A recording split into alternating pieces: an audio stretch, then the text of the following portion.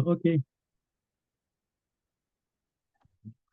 So we will discuss today discrete dynamical systems with interaction. Uh, the simplest uh, dynamical systems usually are described by a recurrent equation. Simple example may be all you see in school textbooks on algebra. For example, this is well-known picture of bacterial reproduction. So the discrete moment of the time, every bacteria population divide on two new bacteria. Firstly, in the zero moment of the time, we have one bacteria. Then, at the first moment at the time equal to one, we will have two bacteria. At the time equal to two, we'll have four bacteria, and so on. And if we denote by mu n, the number of bacteria at the time n, which is greater or equal than zero, then it is trivial to see that we have the following relationship. Firstly, if mu n is given, then on the next moment, at the next moment of the time, n plus 1, we will have 2 mu n bacteria. And initially, we have mu0 equal to 1. Such two relationship can be considered as one of the simplest examples recurrent equation for the sequence mu n. What does it mean recurrent?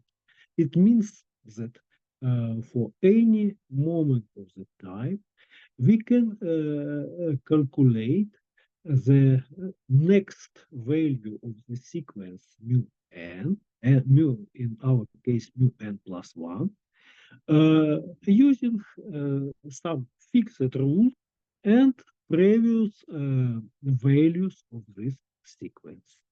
In our case, this rule is very simple. We just have the equality mu n plus 1 equals 2 multiply mu n. Here, so it is very trivial.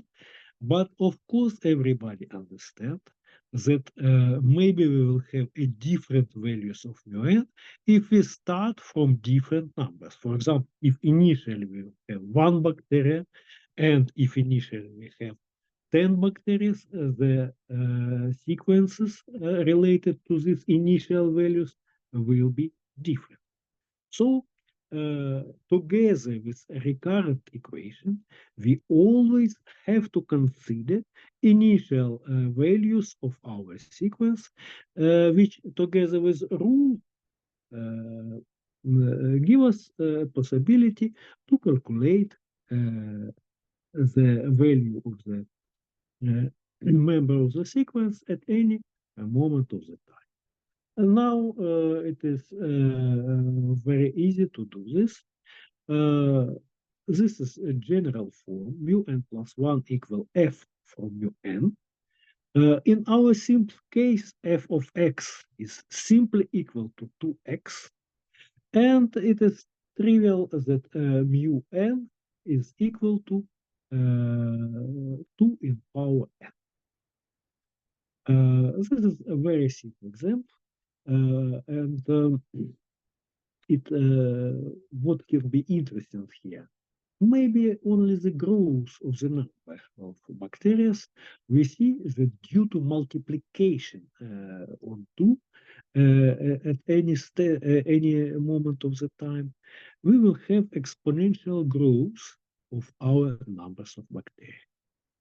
Now let's consider a less trivial example, which is called Fibonacci numbers. And they also have some interpretation from nature.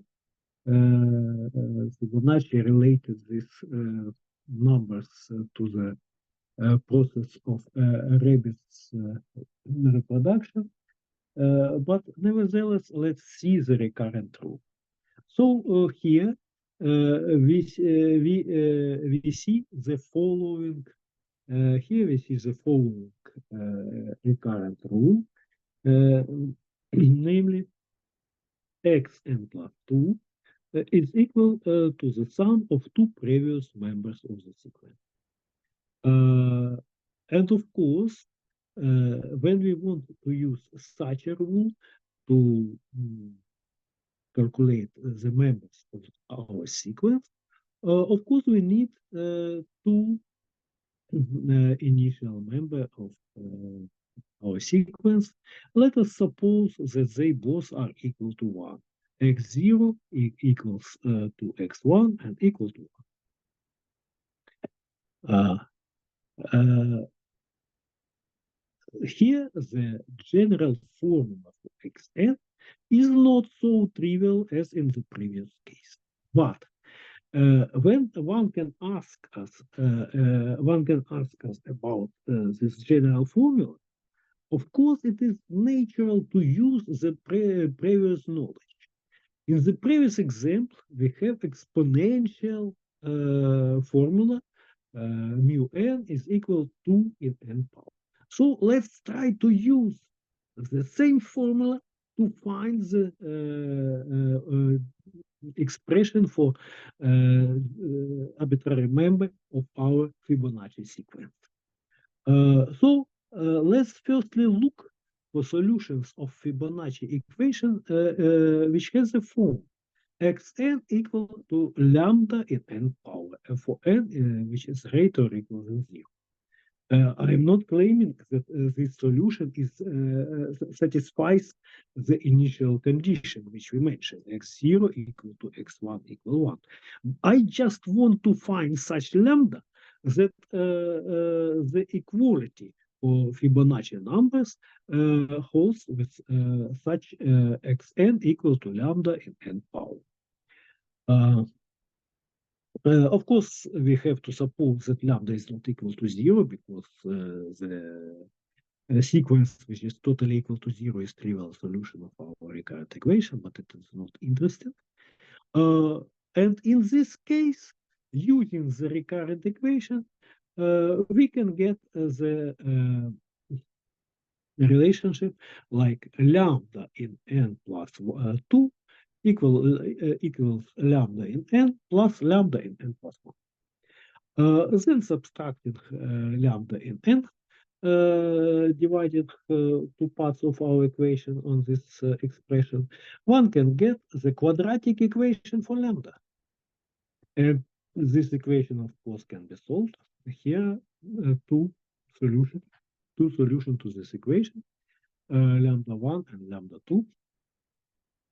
It is very easy for everybody who know how to solve quadratic equation.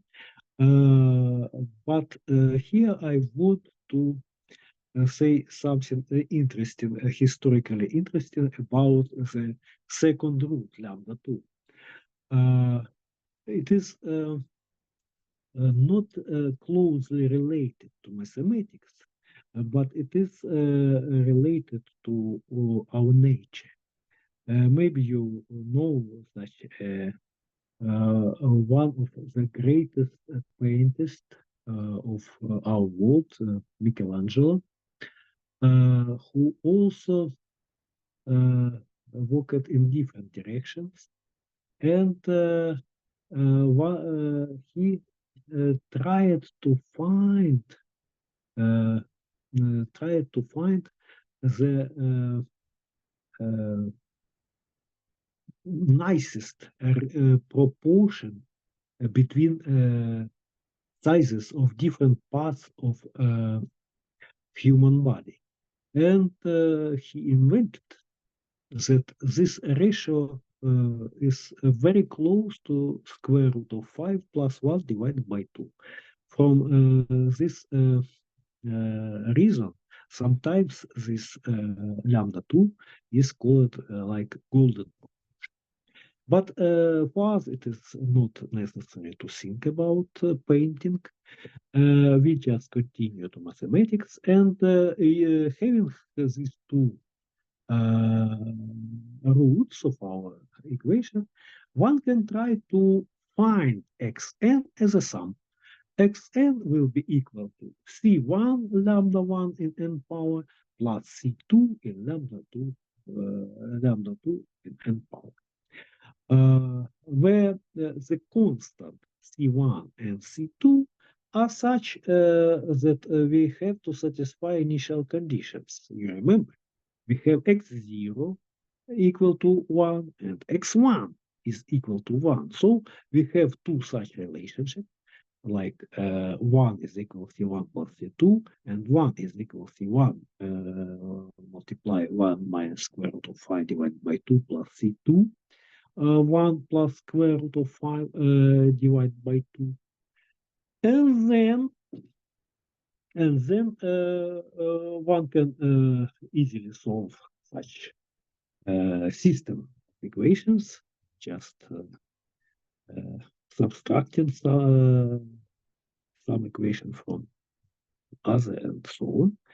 And we will get the following constants, like 2 over 5 plus square root of 5, and C2 equals 3 plus square root of 5, so 5 plus square root of 5. And then we have the following formula for our Fibonacci numbers.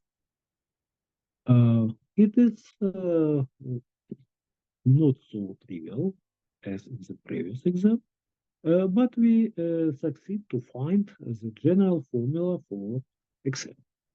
One can ask why the general formula is so interesting. Maybe it is not necessary to find. It occurs that using general formula, we can conclude, we can make some conclusions about the behavior of our sequence. What I mean the behavior? One can ask how fastly our sequence grow under the large moments of the time, or does it grow at all or not? So to understand what happened, now we can use this formula, and the analysis became to be pretty easy.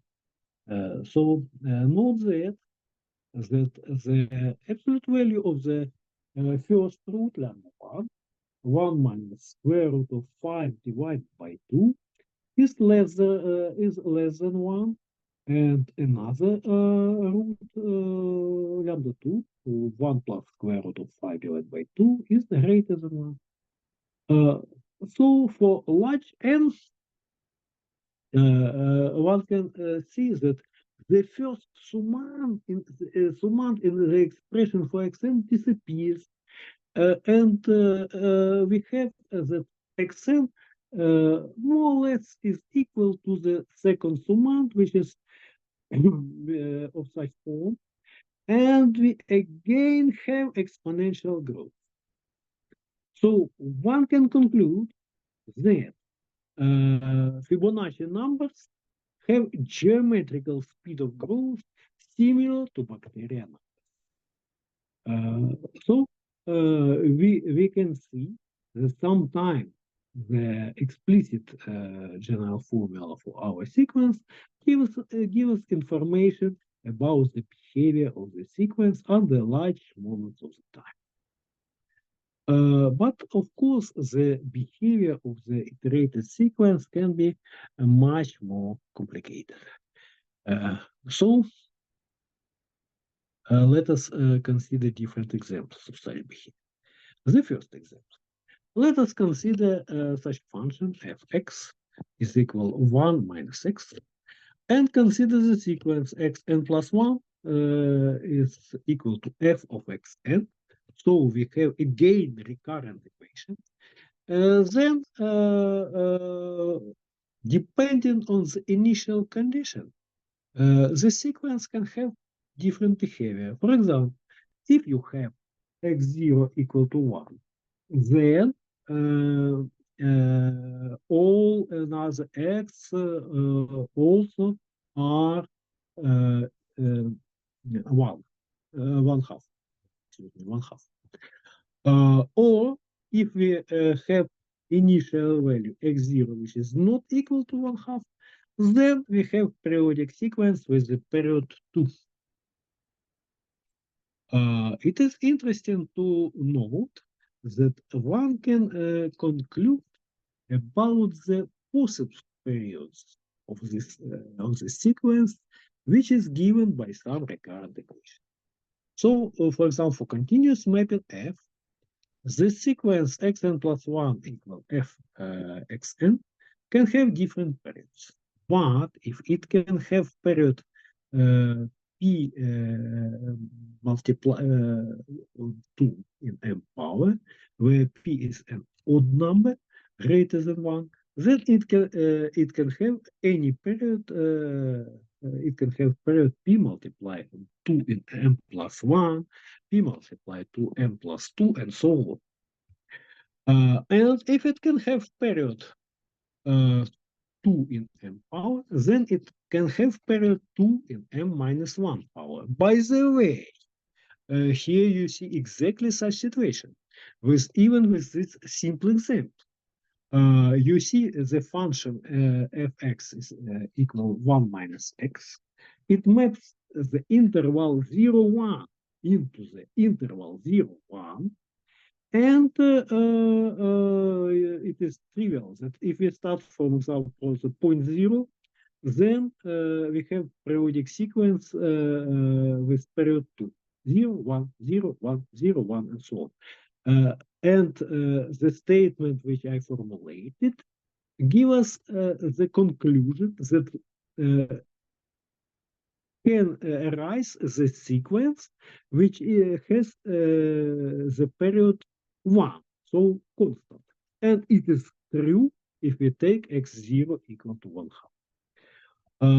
This statement is called by Sharkovsky theorem, which was proved in 1964 by Alexander Nikolaevich Sharkovsky, who is a famous Ukrainian mathematician, and he worked all his life at our Institute of Mathematics. Of course, the behavior of iterated sequence can be much more chaotic. It can be even non-periodic. I give you some hints how to find this, and you can model such a behavior. Just use so-called this is Smale function. You see here the square, which is the product of 0, 1 and 0, 1. And the function which maps 0, 1 into 0, 1 now has a following Sims formula: fx equal to 1 minus 4 x minus 1 half in stop. And now you can model the behavior of the recurrent equation, of solution to recurrent equation generated by this function. Here I just draw the beginning of the iteration. So if we start from x0 here, then we go up to our graph of our function. Then, in order to get new iteration, we just go horizontally to the line x equal to y, and then here is an x1, and so on. You continue this procedure, you will get a picture of iterations. You can model this on computer very easy, and do some experiments with the initial value x0. Then you will get a very interesting different picture, a very chaotic picture. So one can say that even if we have one dimension recurrent equation, and if this equation describes for us the evolution of some particle in one-dimensional case, this evolution can be very complicated. But now let us consider a much more interesting case. So let us consider the large number of interacting particles which are described by the recurrent equation. It occurs that sometimes the large number of interacting particles demonstrate some common behavior. Such phenomena get the name synchronization. And let me show you the video, how it looks like, for a moment.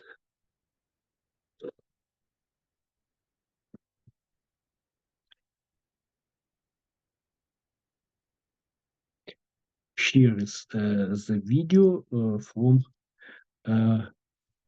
University of California, Los Angeles, physical department.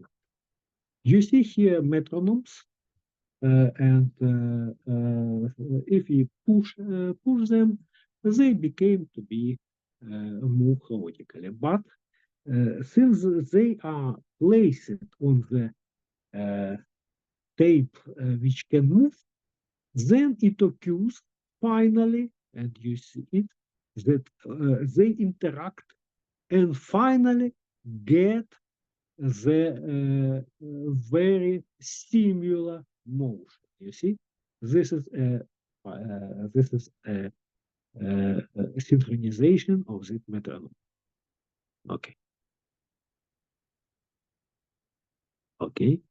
Now let us think what we can consider and what we can discuss about the interacting particles. Actually, this was a problem. This was a problem of our proposal to you in the problem one. Let me recall you the condition of the problem. So we have A0 I equal I when I is equal 1 to f. Then we have this condition. Then we have the recurrent equation like A n plus 1 into c by I. So this is the particle with the number is equal 3 h I minus 1 over 20. Here is the sum h n plus a and 10. So the sum of all particles. And plus 1. So the questions in this problem were about the behavior of such a system iterating particles. You see, it is exactly the iterating. What supposed to the moment that this term is active. So that there are no this term. Then you see you get like a bacteria equation. Plus 1, it does not matter. So we can expect exponential. Yes. So this term which we add connect every particle from our system to other particles. Now let us discuss the behavior of such system of the particles. Since our previous considerations, it is maybe natural to try to get a solution in general. So the form general solution and then analyze. Let's do it.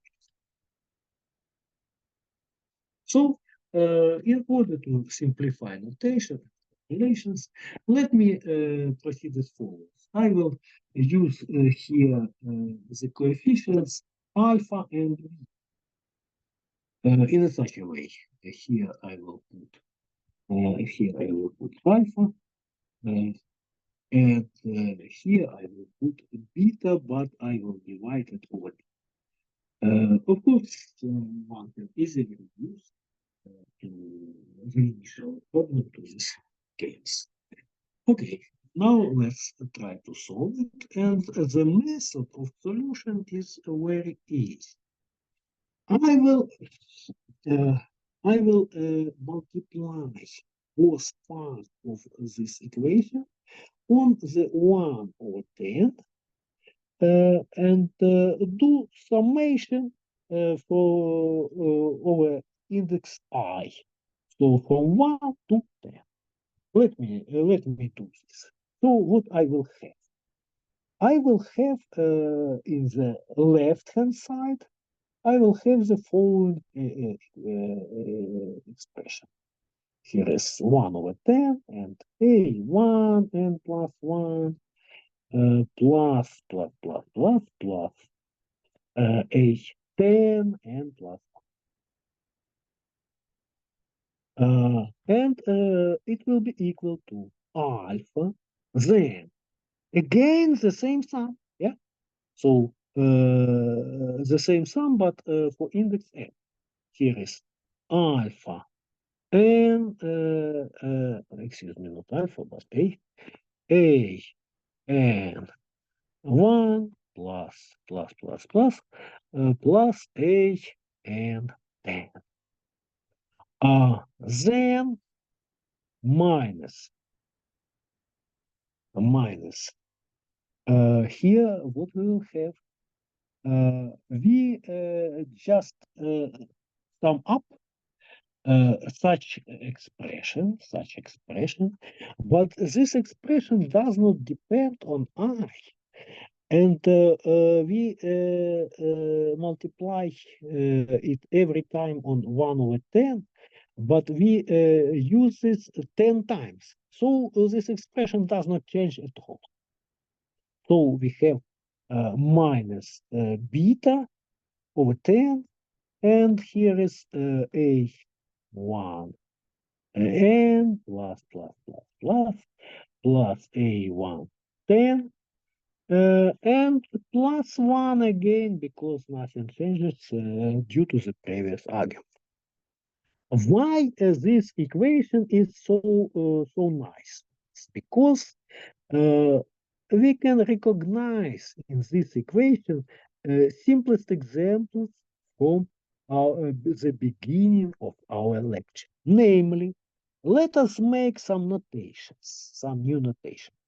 Let us denote by mu, or no, mu, excuse me, by n, a, n bar, the following expression. This is 1 over 10. Here is a n1 plus, and so on, plus a and 10. Then this equation can be rewritten in new notations as follows. A n plus 1 is equal, here is alpha minus beta. Here is a n bar n plus 1. Yeah. Okay. For future considerations, let me for a moment denote gamma equal alpha minus beta. Then finally, I will have, excuse me, here is bar, a n plus 1 equal gamma an plus 1. Now let us note that we know what is a0. This is 1 over 10, 1 plus 10, and using the sum of formula for the sum of arithmetic progression, one can get that this is equal to this one, yeah, I think. Okay, so we have such an expression, and now one can try to solve this recurrent equation.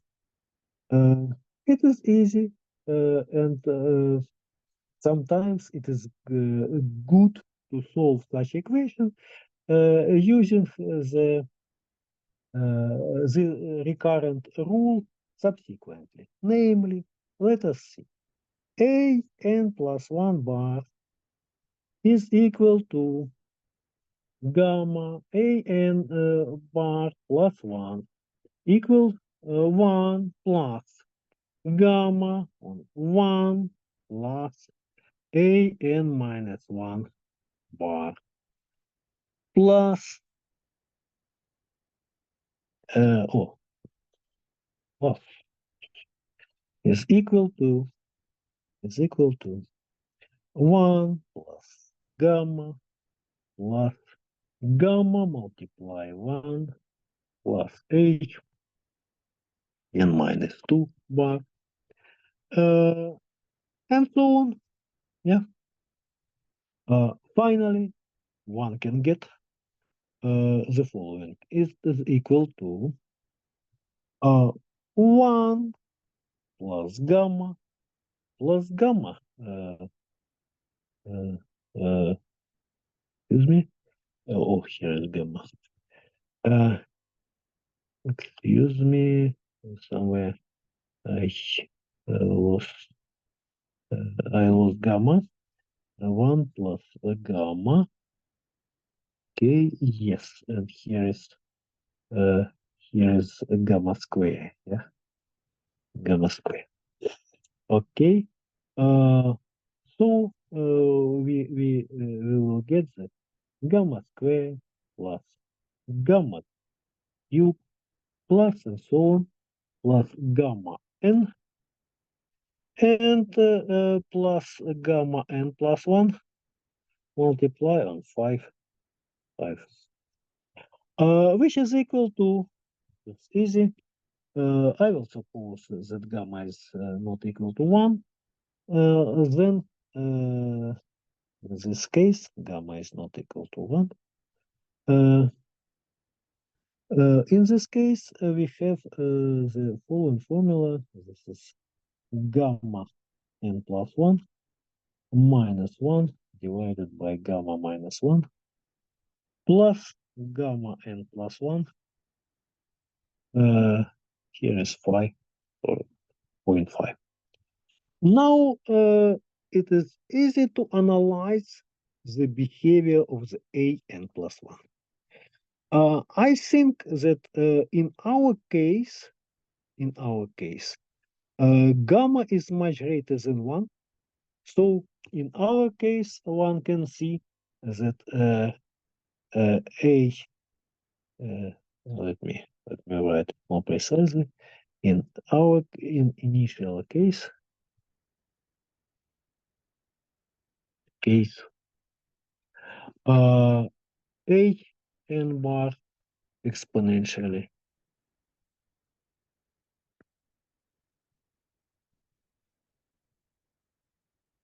increases. Then let us came back to initial equation. You see, initial equation was the following. Here is it. And then we have to analyze the behavior of the one particle. Let us do this. Let us do this. So let us rewrite this equation again. We will have an plus 1 e is equal alpha an e minus beta over 10 minus beta, excuse me, I don't need now, n bar n plus 1. Okay. So what now? Now we can proceed exactly as before. Namely, I can consider the difference. The difference. Let us consider a difference. N plus 1 I minus n bar n plus 1. Yeah. Then, using the recurrent equation for an bar, here is it. Here is it. I can say that it's equal to alpha I minus alpha n bar. Yeah, I think so. Yes. Okay. That's all. So one can rewrite this like alpha an I minus an bar. And now, if we denote this an I minus an bar like mu n, then we get bacteria equation. Yeah, we have mu n plus 1 is equal to alpha mu n. Why I am not using here indices I? Because the equation for this difference is the same independently of the choice of the indices I. So after this, one can say that we have the following equation, like mu